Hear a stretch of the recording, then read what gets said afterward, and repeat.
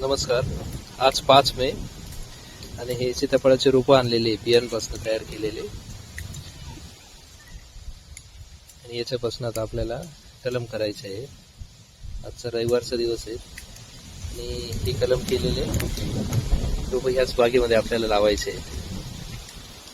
आज सुरुवात केली, 4 रोपं तयार झालेले आहे आणि या प्रकारे हळूहळू असे रोपं बनवायचे.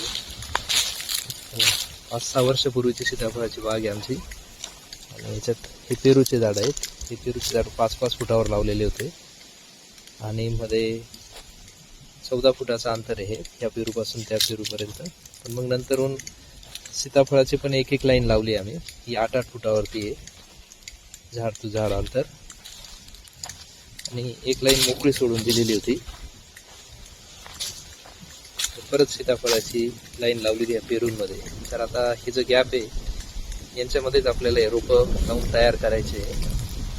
त्याच्यासाठी आपण रोपं बनवतोय. साधारणतः आता मे आहे, तर जून जुलैमध्ये आपल्याला हे रोपं लावण्यासारखे होऊन जातील.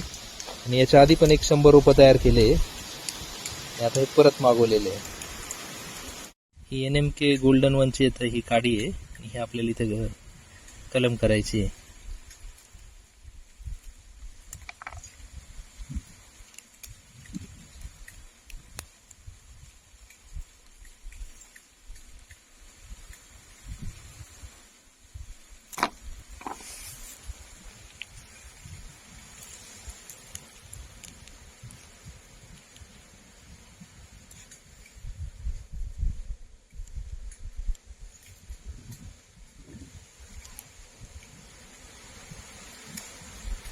हे असं तिरपं छाटून घ्यायचं, दोघी बाजूने कट करून घ्यायचं.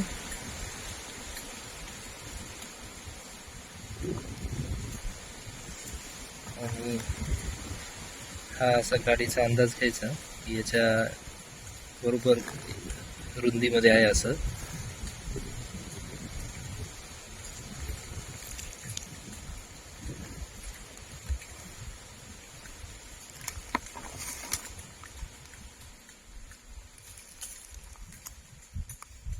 कट करून आपल्याला हे याच्यावर असं बसवायचं आहे.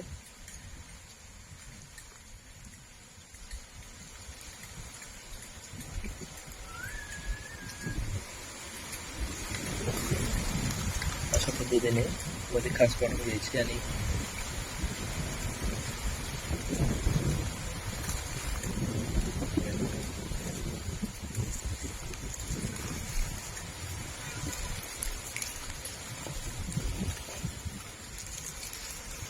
एकदम याला फेस टू फेस बसतं.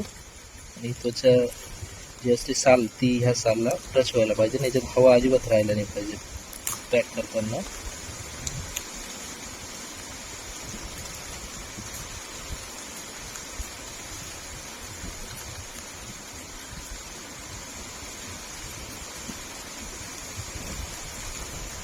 या पद्धतीने पूर्ण पॅक टाईट बांधता येईल तेवढं बांधून